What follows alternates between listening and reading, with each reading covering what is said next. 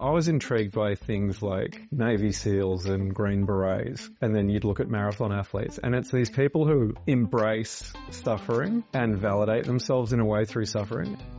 Welcome back to another episode of Execs Who Run. As always, I'm your host, Jason Hunt, and this show is about life, leadership, and the miles in between.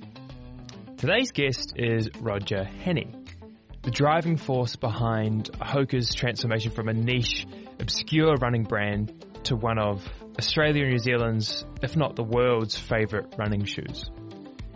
Roger is also an ultra-running pioneer, one of just 89 people globally, and the first ever Type 1 diabetic to compete the legendary Four Deserts Grand Slam, racing 4 brutal 250-kilometre ultramarathons through some of the toughest desert landscapes on the planet.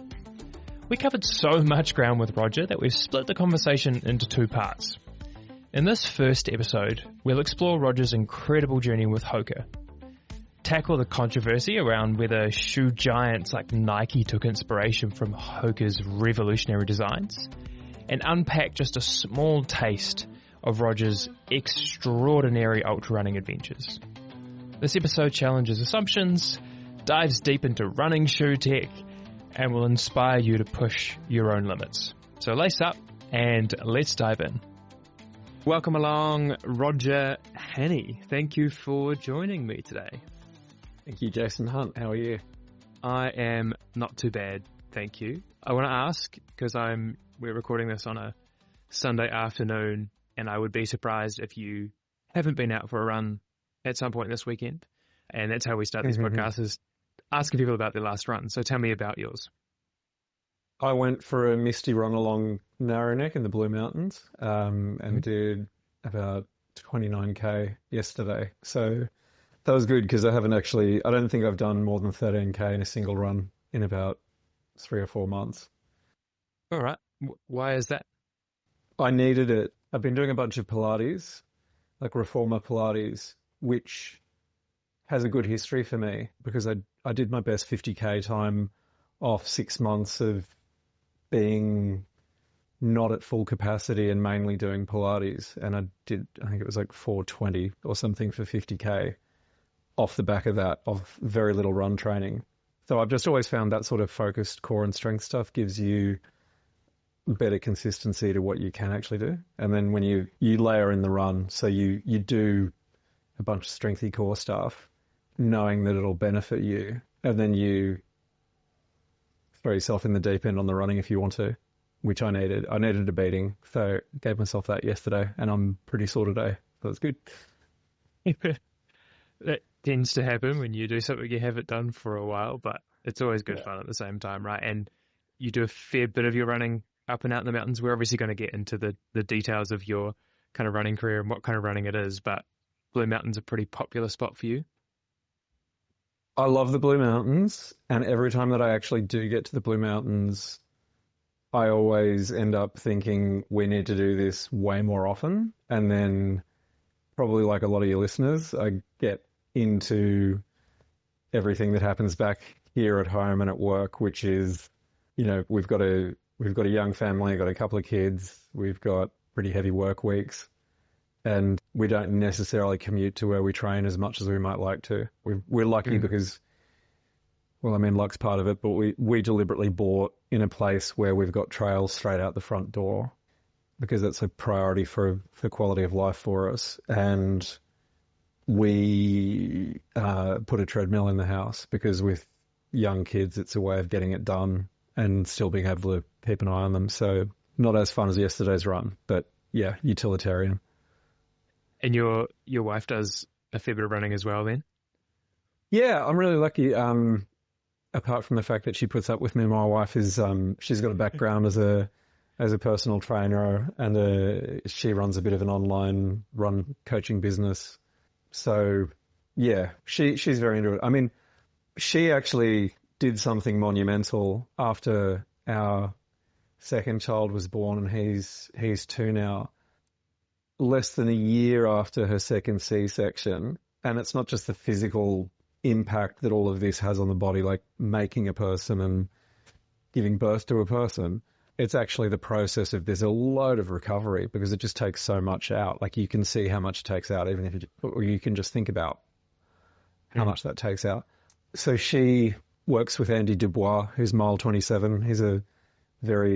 I really like Andy because he's very peer reviewed. He really looks at the research. But he led her through a training program less than a year after she was born, excuse me, so that she was actually successful in doing a 50-mile run in the mountains in New Zealand. So 80 Ks, she did 80 mountainous Ks less than a year after popping out a kid. So pretty much almost everything I've ever done doesn't really compare to that. That is epic. It is pretty amazing. And we've seen, and particularly the Australian listeners, they will have seen a lot of our really good marathon runners putting out ridiculous marathon performances postpartum. I'm not sure if any of them had C-sections, but I'm certainly not an expert, but I definitely know that when you're cutting someone open like that, there's a bit more that has to kind of come right. So that's an incredible achievement for her. Yeah, it's pretty badass. Yeah.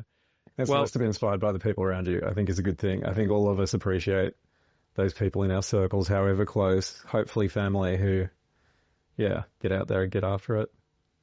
Oh, totally. It's one of the greatest things about running, right? The community that you find yourself in and all the other inspirations that you have along the way.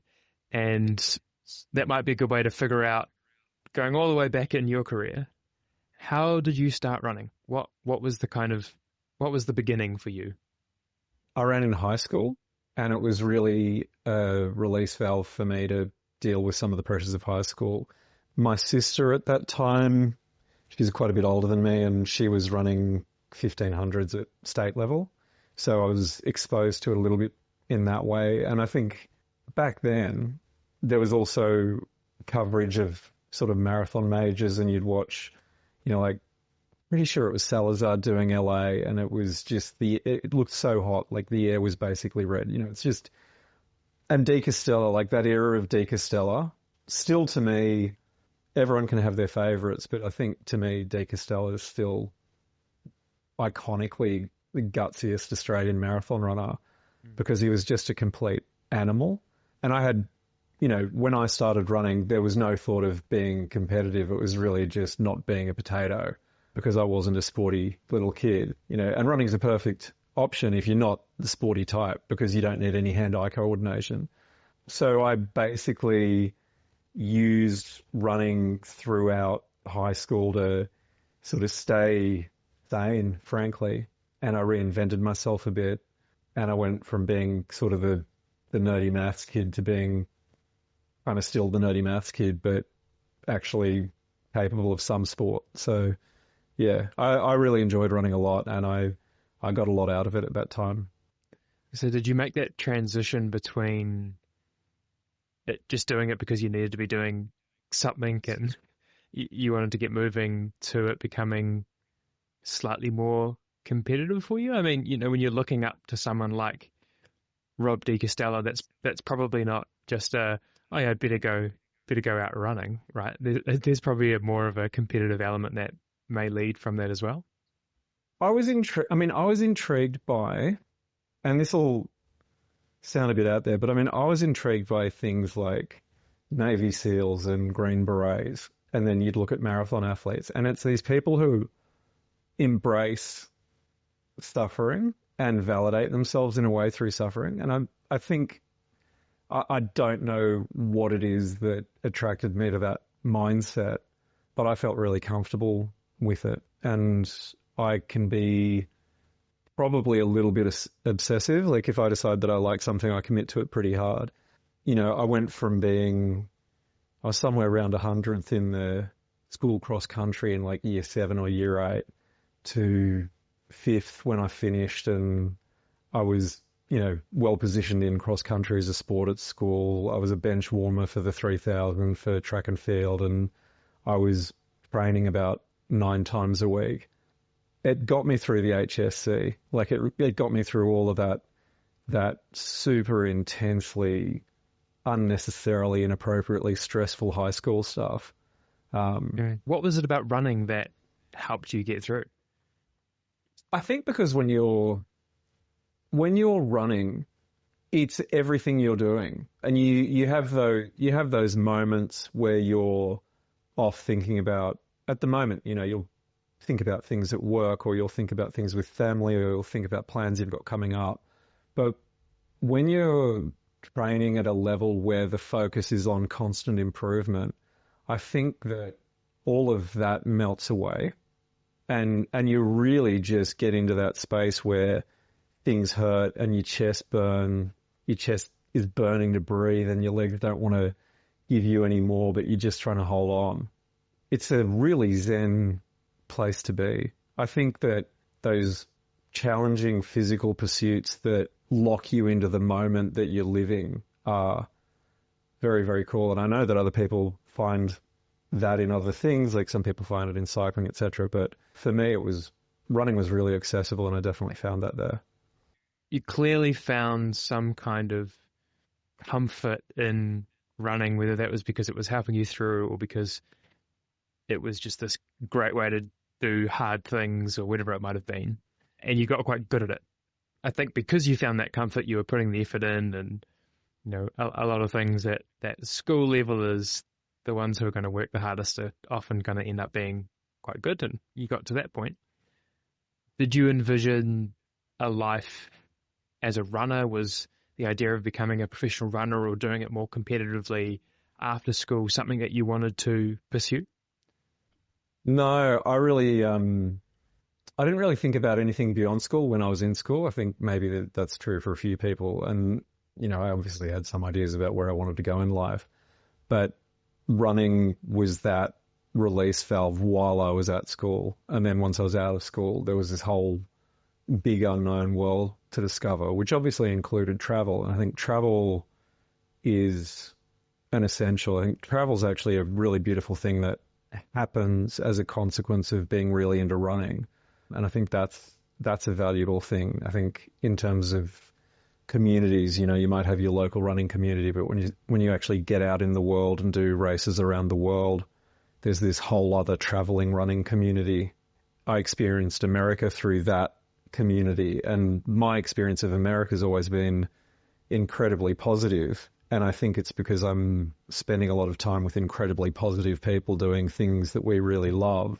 And I mean, there's certainly a stereotype of what people think America is, but the American experience that you have through the filter of people who love and are passionate about a thing that's actually quite outdoor, active, healthy, fun, competitive even, is a very different thing. So for me, running's been a gateway to some really interesting, cool communities that it cuts across a lot of other communities. It's like you have your high-end business professionals who are extremely time poor and do, as we've sort of talked about racing the planet and the desert races, and you have your really grunty, scungy trailies who do running because it's the only sport in the world where you just need a pair of shoes and a shorts and, if you want to splash out a water bottle and some gels. And, then you have this really competitive athlete community that I've been lucky enough to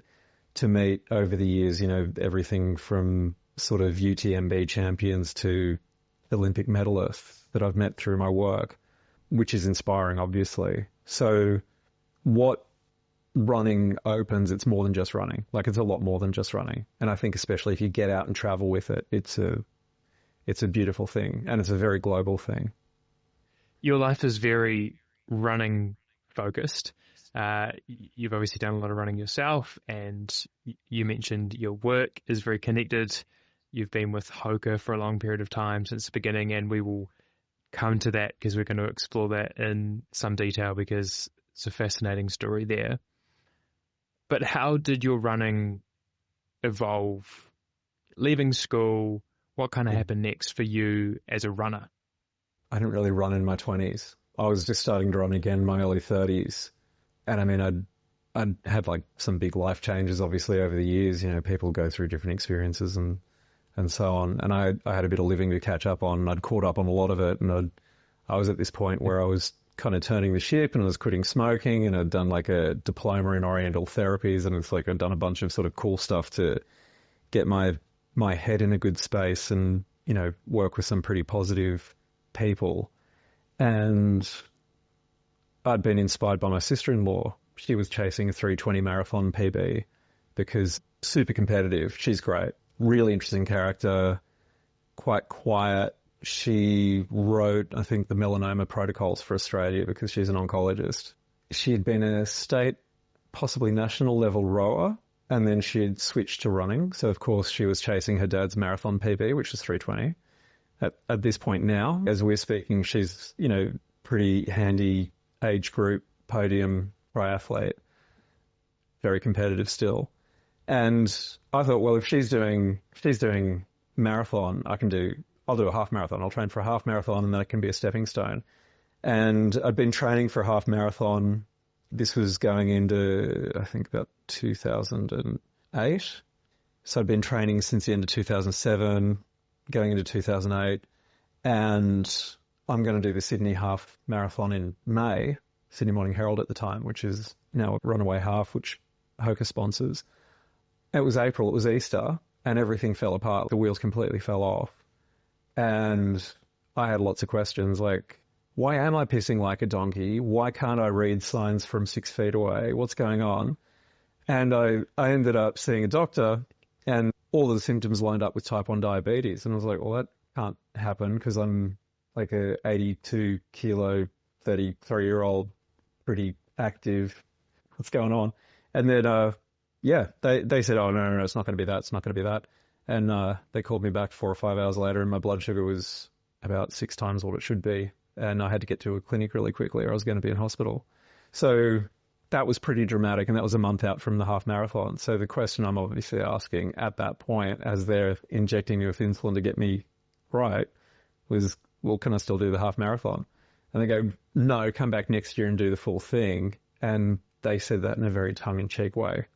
And I will react to that sort of thing. So I was very focused on, well, I am going to come back and I'm going to do this. And yeah, sure, I'll do a marathon as well. And then things kind of escalated from there. But it was a matter of prioritizing getting that right above everything else.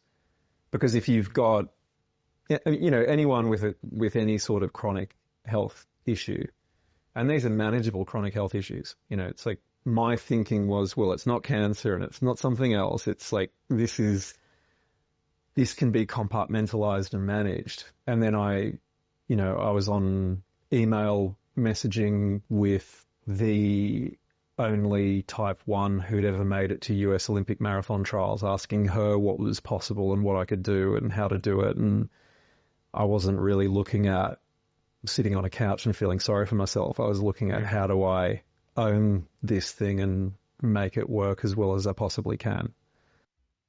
Where did that very, I guess, solutions focus mindset come from? Because that's what it was, right? You were just figuring out, all right, I've had this pretty life-changing news. This is quite detrimental to the things that I'm wanting to do in my life, even though you just got back into running, that, you know, something you're wanting to do. Where do you think that, all right, I'm going to figure out what the problem is, I'm going to solve it, I'm going to keep moving. Where did that mindset come from? I've been I'm very conscious that I've been lucky in life in that always had really, you know, supportive family, and anything can be spoken about and asked and addressed. But my mindset at that time was very much, well, this is no one else but me. Like, I need to sort this out. Nobody else is going to fix this. I've got to sort this out.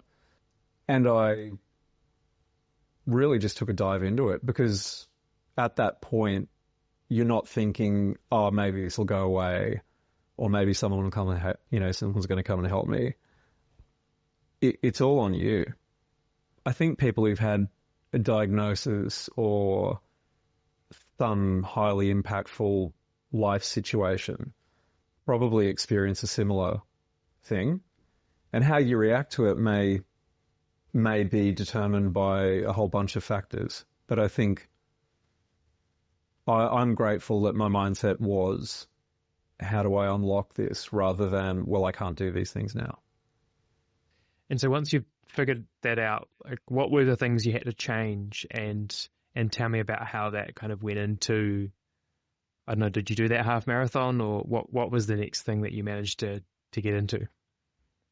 Yeah, I did a half marathon later in the year. I think I did the half marathon at Sydney Marathon, and then the following year I did Sydney Marathon as my first marathon.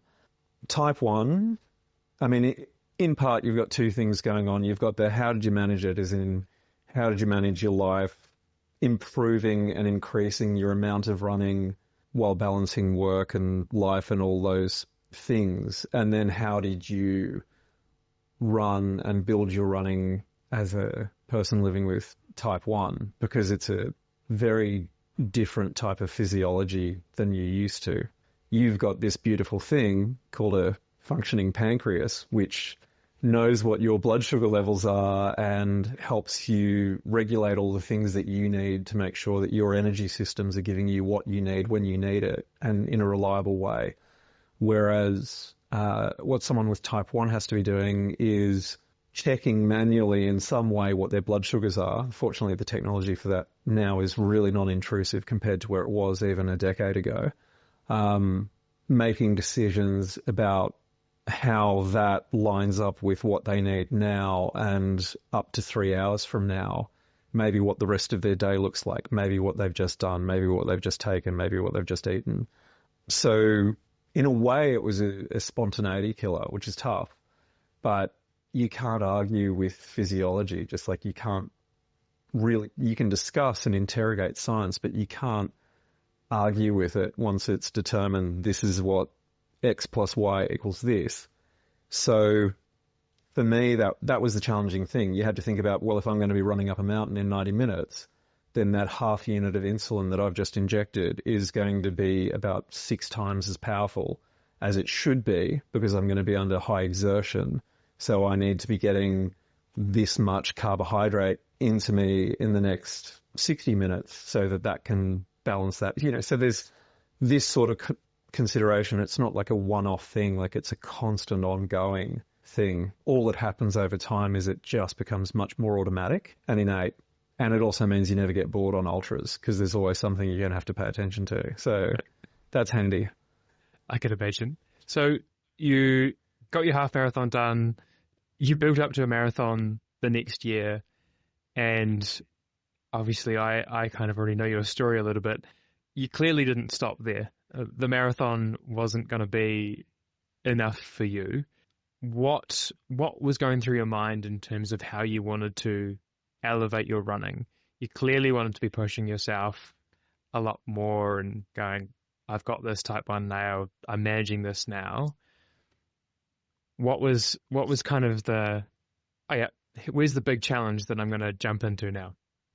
Well, I did what all of us do. Like every runner wants to go faster. So there's a point where you want to go faster, and you're doing your 5K time trials. And I had a mate that I would do that with on the reg, and that was quite good because you do want to get faster, because if you're faster, you can do other things. Like being fast as a road athlete translates to being better able to save yourself from bad situations in mountains as a trail athlete.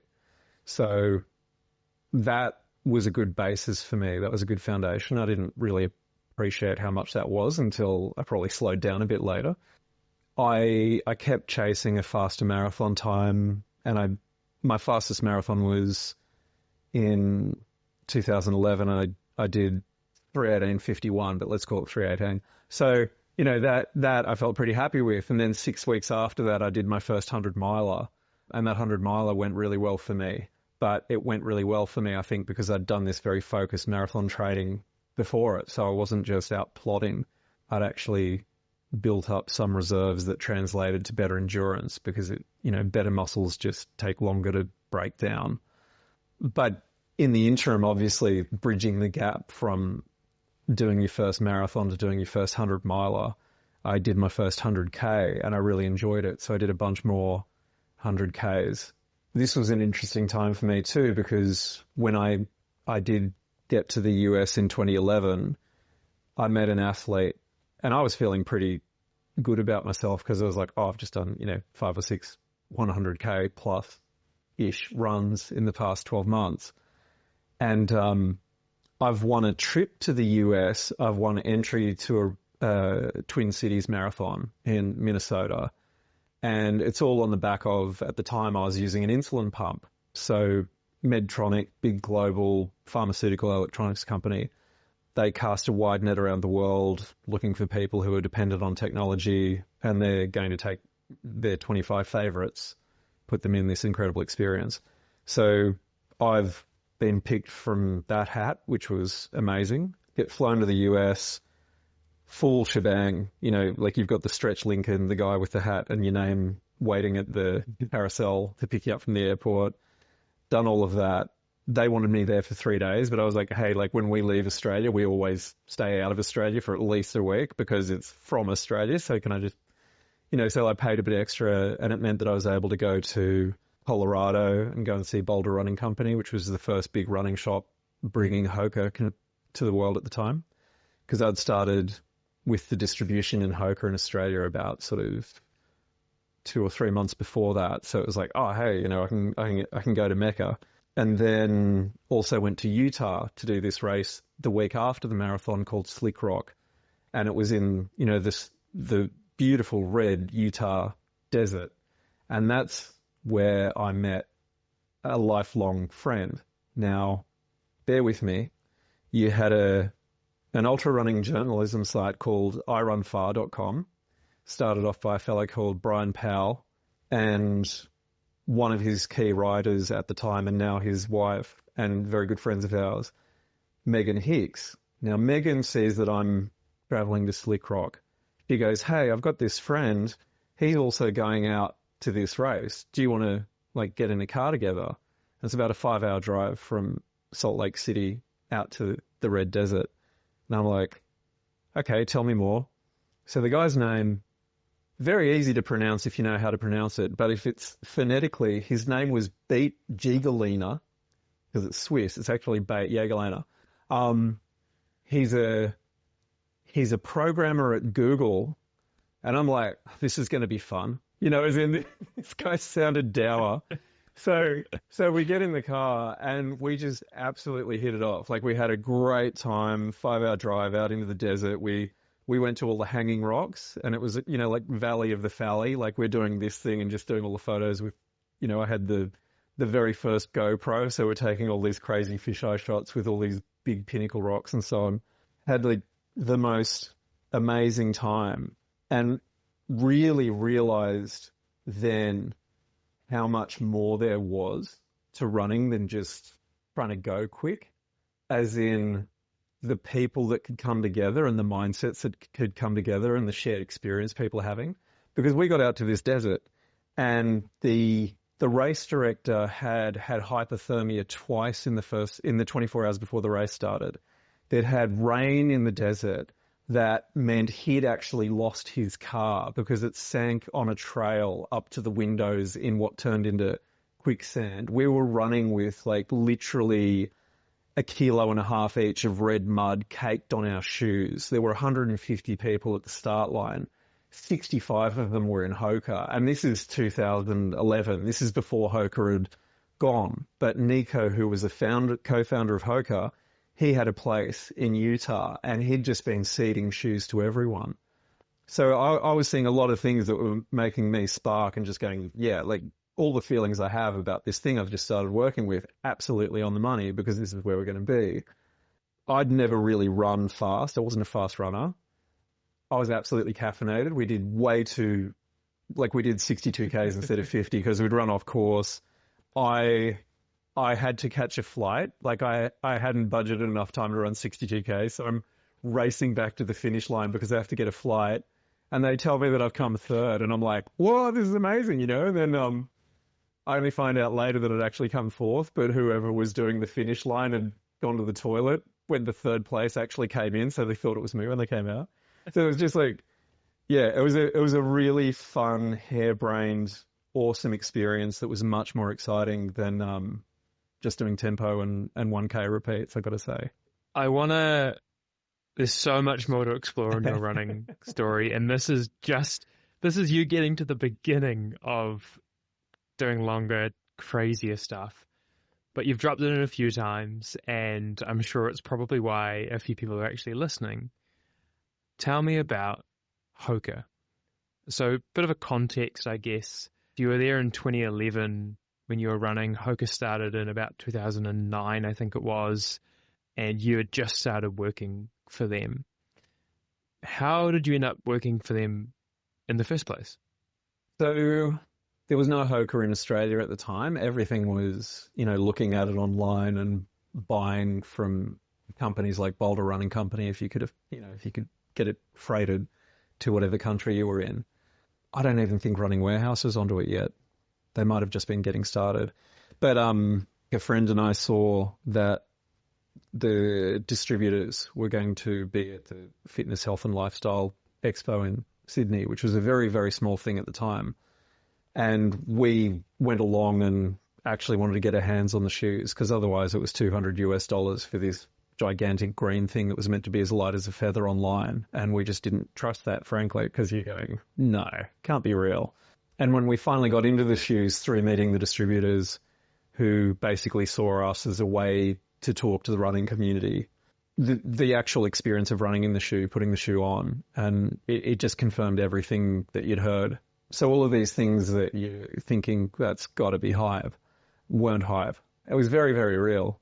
The first weekend that I'd had the shoes, I did something like a 72K run in around 8 hours in the Blue Mountains in the Bondi Bay road shoe on trail. And I was just blown away because the next morning I woke up and I felt like maybe I'd run 20K.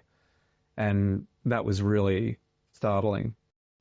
Do you want to give some context to the listeners of the running shoe market at the time? So we're about 15 years ago. If people are looking at shoes now, high stack, big squishy foams, all that kind of stuff is very normal. Every single brand has that kind of shoes. All their racing shoes are super foam and all this kind of stuff. But take us back 15 years when HOKA was first starting.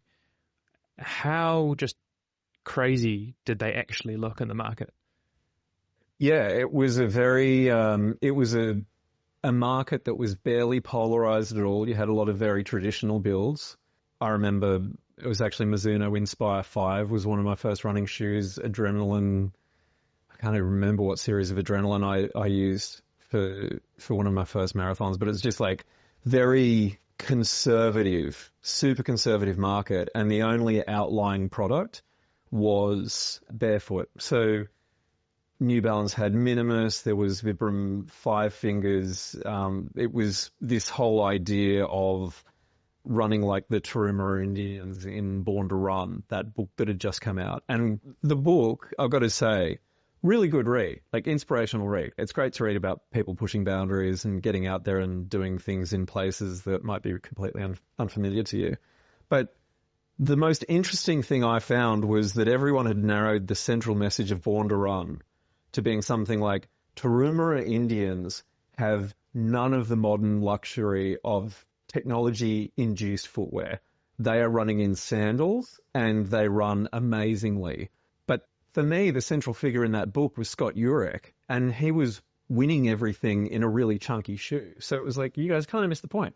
But while there was all this hype happening over here and every single running forum was blowing up about heels and, heel stacks, drops, shoe weight, obviously, so many gram counters online at the time, HOKA came out with this completely different approach. And we were able to point to the fact that, well, minimalist footwear adheres to this idea of low drop, neutral, lightweight. Guess what, guys? Your head's going to explode because HOKA's low drop, neutral, lightweight, but you get this much protection and comfort and you feel way better at the end of it.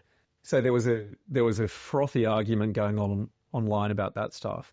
And it's only been reframed for me really interestingly recently when, again, Nico Mahmood was out in Australia, one of the founders of HOKA, and he was highlighting that trend or that movement was never going to dominate market share. And we knew that it couldn't because quite simply putting on a shoe with very little protection, and especially a shoe that's meant to help you experience the thrills and wonders of your skeleton and musculature, which were never built for running on concrete, and then running on concrete.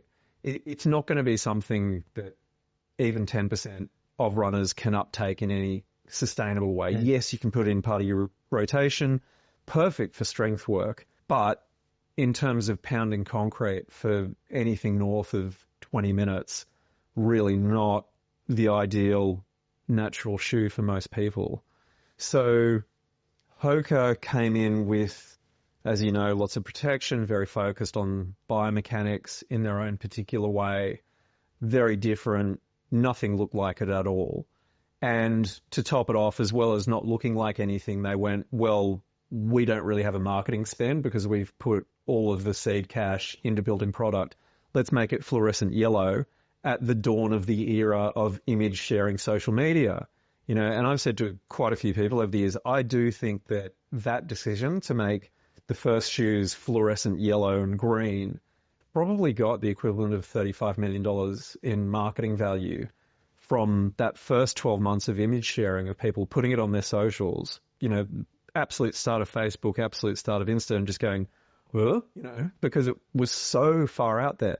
Now, what Nico was saying is that barefoot was never going to be the design principle that would dominate footwear, but it gave us, as HOKA, cloud cover for about 4 years to really develop and push designs before any of the major brands, because we were tiny. You know, we were a tiny, tiny brand. It was like HOKA did, I think, 18,000 pairs in the first year. You know, 18,000 pairs globally manufactured and put out there.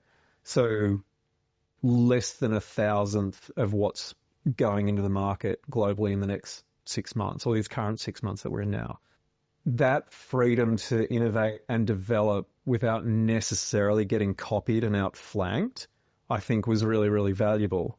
You only really see that in hindsight, because now obviously every brand has a HOKA. Every brand has been going to market behind closed doors in conversations with wholesale accounts over the past sort of 6 or 7 years and going, well, this is our HOKA, this, you know, and that's fine. Like, everyone's going to be doing that. They're going to be comparing something kind of new to something familiar, and HOKA's become familiar because we outlasted that initial expectation of these guys are going to be gone in 6 months because this stuff's crazy, you know. So it truly, like, been a very interesting trajectory, and I think there's a lot to learn from HOKA as an innovation story, as a blue sky strategy story, as a market shaping technology. Because, yeah, as you say, that profile, like the HOKA profile, is not unique to us now.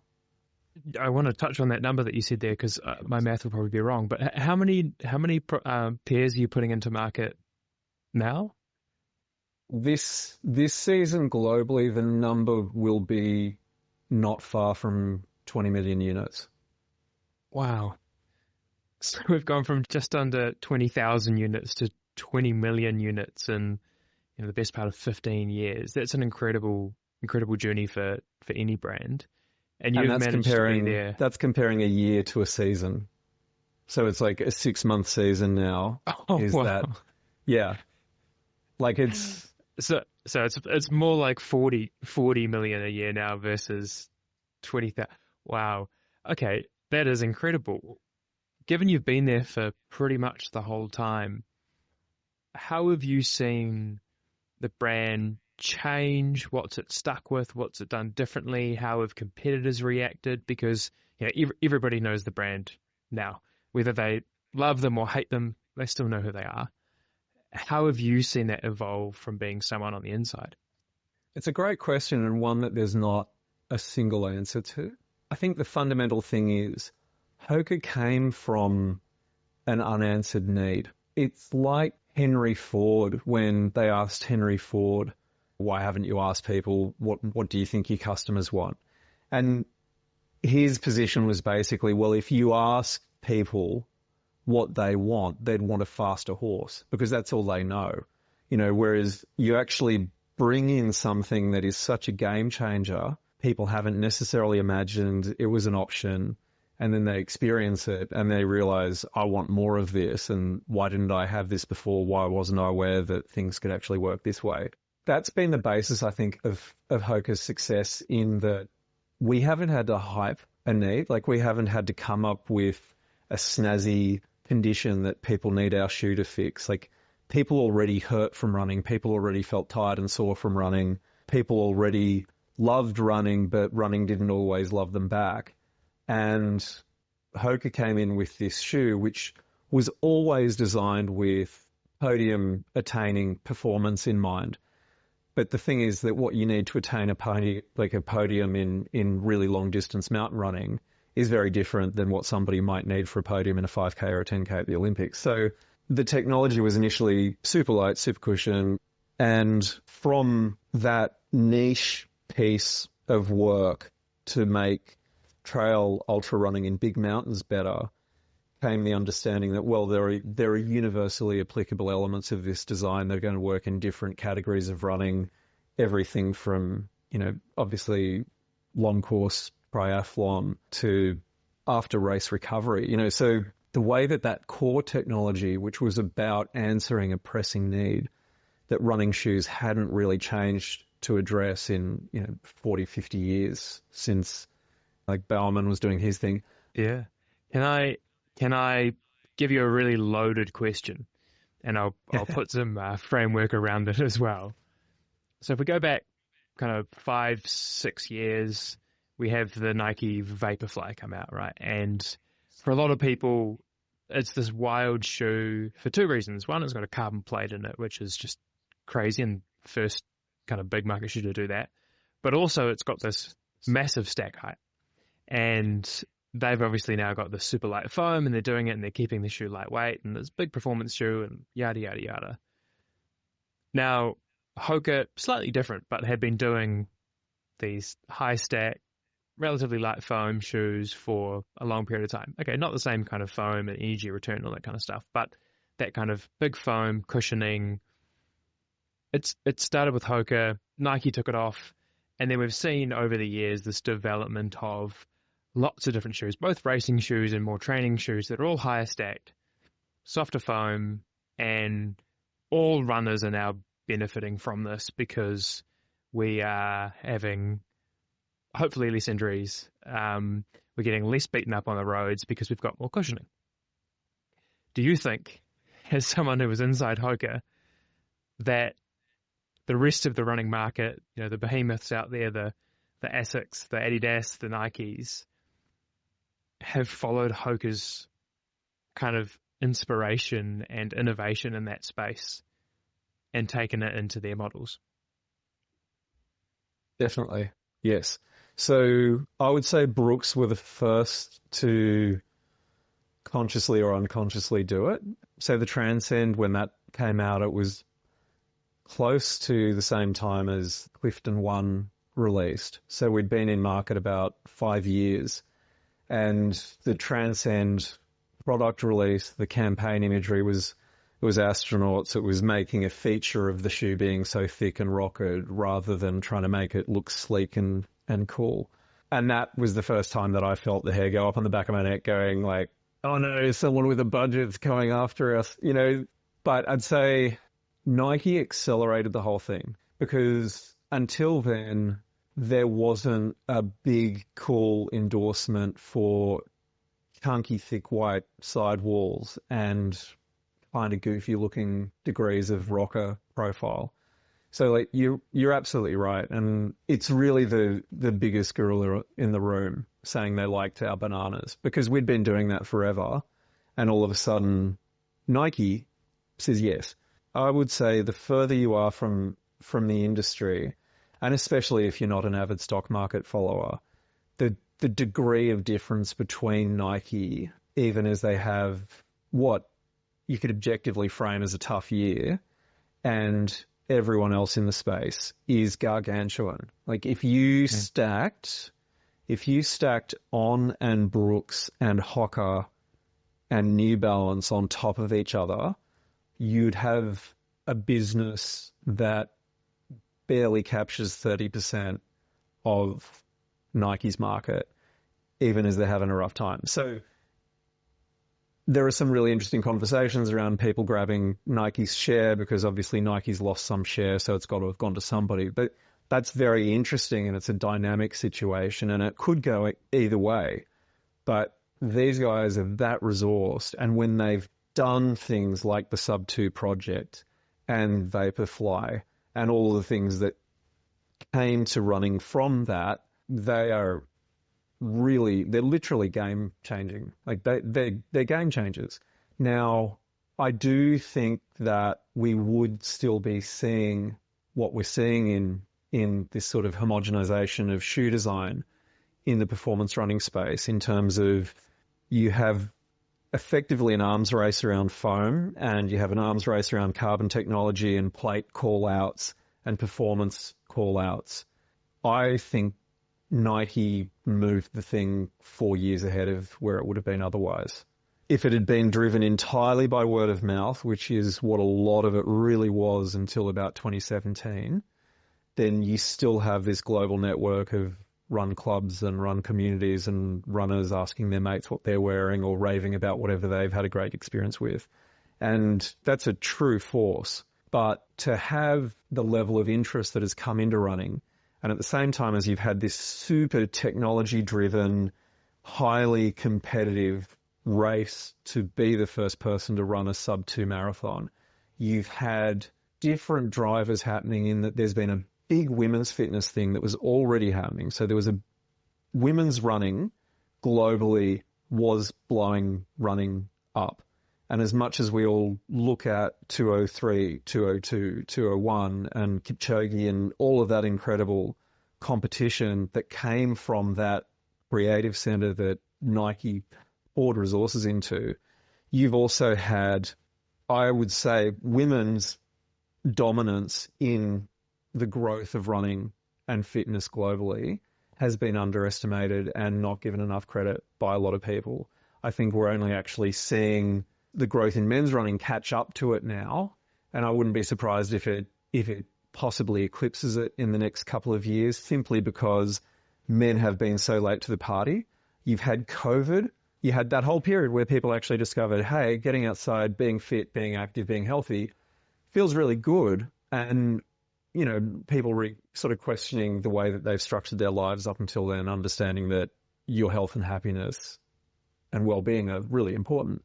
So, you know, you've really got three things there that have been big drivers in different ways that all lead to us where we are now, where all of a sudden run clubs are apparently the new Tinder. And that may well explain the growth in guys running as far as run clubs go at the moment. But I don't think any of us foresaw that. I don't think anyone was like, hey, you know what? I think a lot of sweaty, skinny people are going to be getting after each other. You know, it's like, that's been such an unusual phenomenon. I mean, I would have been much more confident predicting where running shoe technology would be now than seeing run clubs become a dating agency.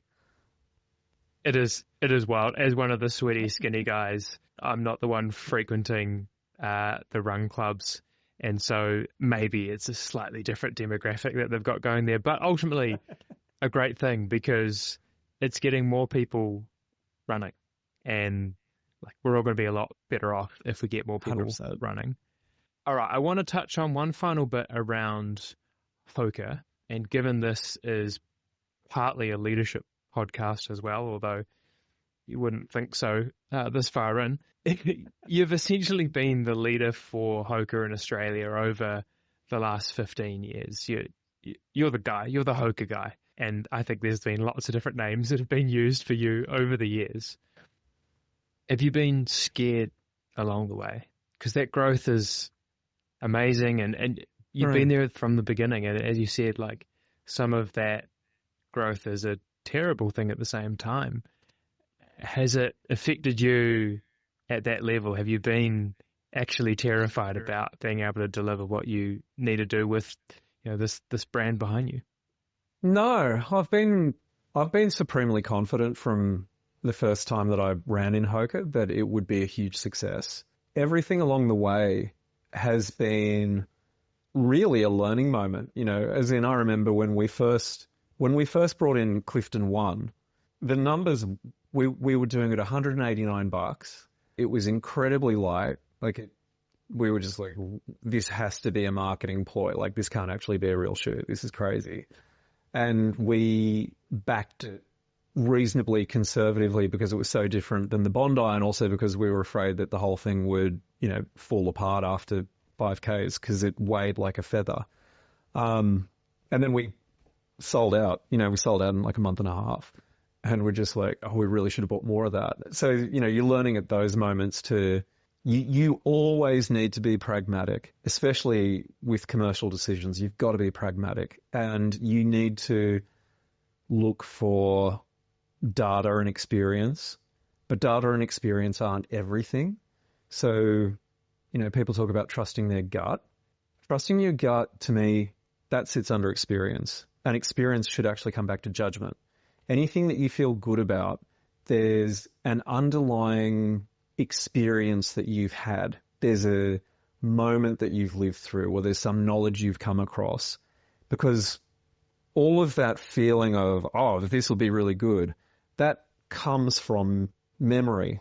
So the more that you can actually understand what was the market moment that parallels what we're about to do, or what was a product that in the context of its time could look like an analog to what we're about to do with this totally new technology. That is where we need to be as a business. You need to have data. You need to have really rational decision making. You need to have some hard-edged choices where we're not going to get all the upside, but we're not going to overexpose ourselves in a way that limits our options later. That too often becomes a noisy discussion in businesses because everyone's got an opinion and everyone wants to put their stamp on it because this thing's blowing up and all of a sudden everyone's made it blow up. That is when it gets scary.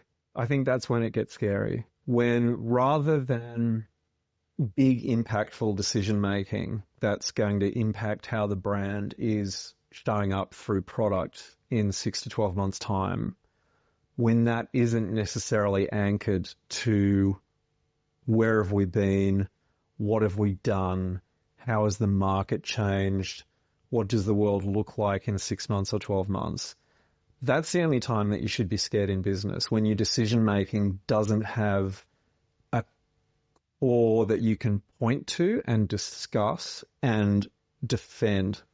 Like if the decision making doesn't have that, then there's a reason to be scared.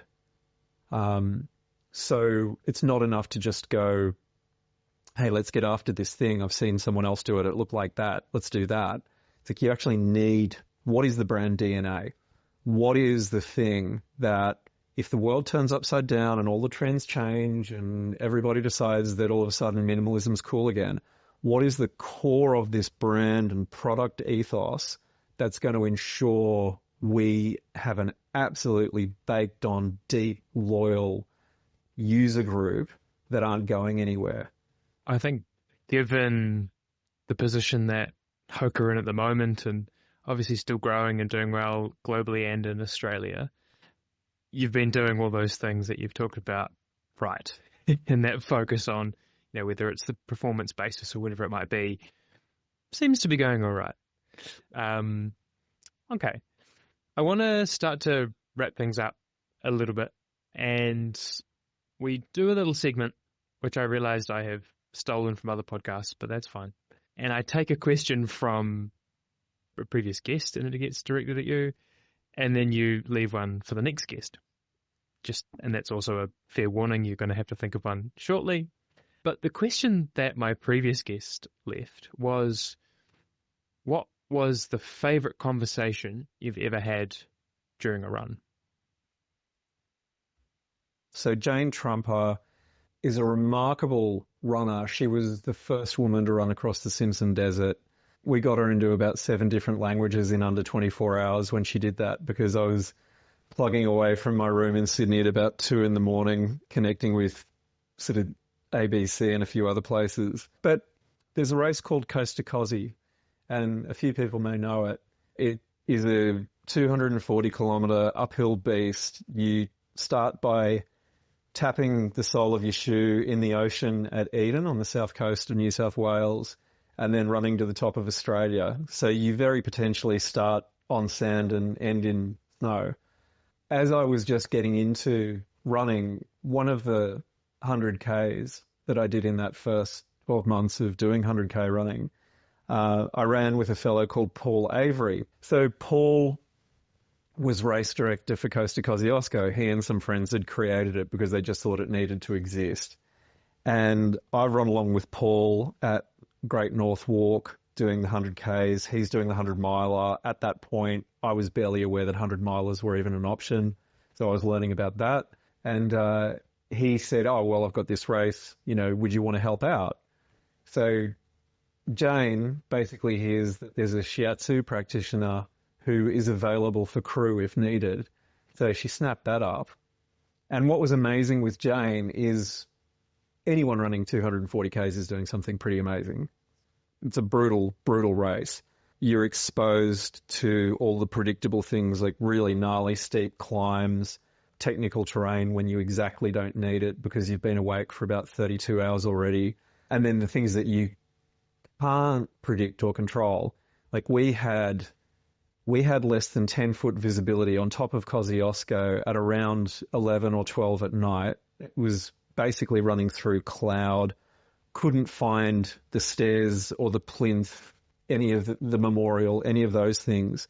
And the winds were about 80 to 90 Ks, maybe gusting over 100. So we're up there in extreme cold.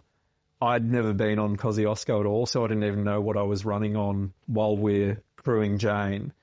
And me and the fellow that was crewing with her were similar size, and we're sort of bookending Jane so she wouldn't blow off the mountain. For the entirety of that incredible ordeal, she was looking after the crew. So she's going, oh, are you okay? Can I carry that for you? And thank you all the time. Like, thank you for everything. So, she's been going for 30 hours. She's clearly not feeling as good as she could.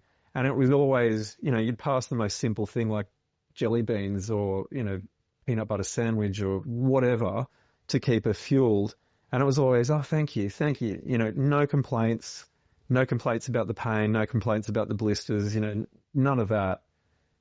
I learnt so much from that run. Like I learnt so much about, I don't want to get too lofty on it, but I think you learn how to be a better person when you see somebody essentially that humble and compassionate. So it's like whatever you bring to that space, if you're listening and looking, that will expand your experience and your understanding of what's possible from people. So I think that to me was a really cool conversation on the run, basically seeing the way that Jane carried herself and looked after people and the way she interacted with and related to people regardless of whatever she was going through. And she never let on what she was going through either. So all great lessons. It is pretty incredible because I imagine she was going through hell at that point into a run like that and the conditions 100%. And everything. So for her to be like that just kind of shows true testament to who she is as a person, which is, and given, some of that other hectic stuff she'd done, the resilience was probably there. So she was just focused on being the awesome person that she clearly was. All right. Your turn. What question would you like to leave for our next guest? You're going to ask people what has running taught them about life. All those things I think are probably going to get covered in the conversation. So that just makes it even tougher, as well as the fact that that was a great question. So I think what I'd be asking is, what has your running taught you about yourself? Yeah, I think that's a great question. Perfect. Thank you. Okay. Final little piece. I want 3 pieces of advice from you. So I want your top tip or top piece of advice for life, your top piece of advice for leadership, and your top piece of advice for running. Okay. So life's give it a go. Like life is definitely give it a go because I've done I've done runs that I had no business doing, and I think that you only find out just how fun really silly things are by throwing yourself at them. So I think give it a go.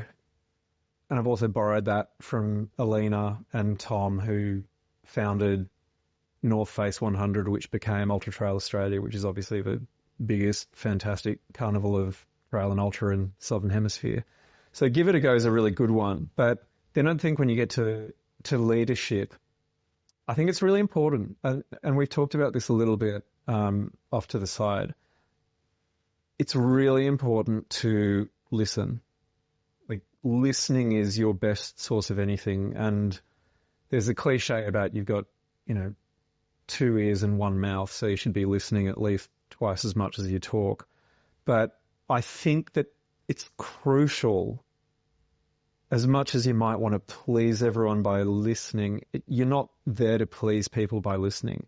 You're there to get the best outcome for your team and your business and your goals, whatever they are, by listening. And that only works if you know what you want. So you need to know what you want paired with listen to people. So it's like you've got to listen to your team, but you've got to have a focused goal, because without a focused goal on where you want to get to, where you want to move the business to, what you want people to be able to be sinking their teeth into in 3 or 6 or 12 months, you need that filter.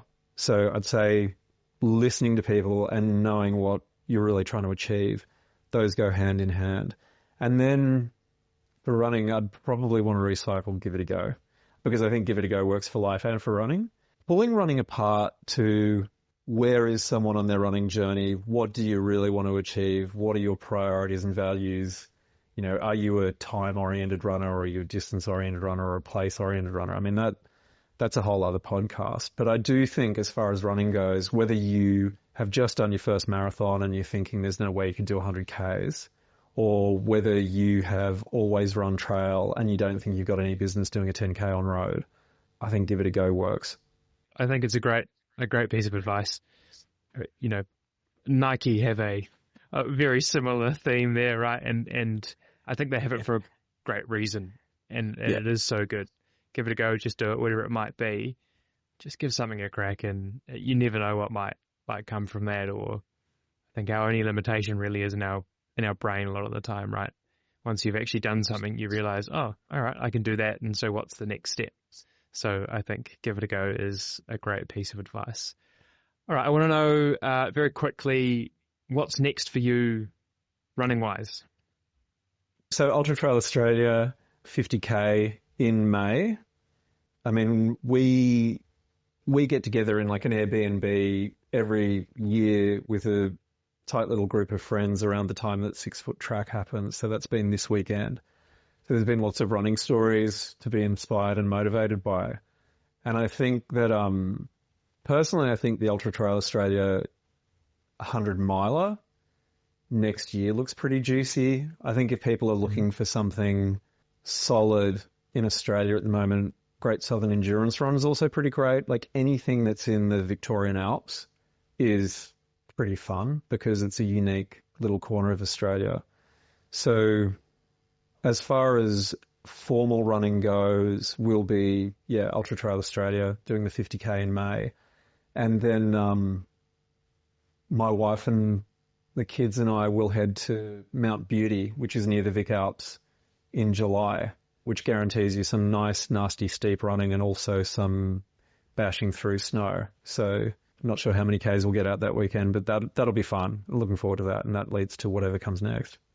I was going to say that it sounds like somewhat a good excuse as a family holiday / training weekend away, a bit of both maybe at the same time. Well, thank you for your advice on that.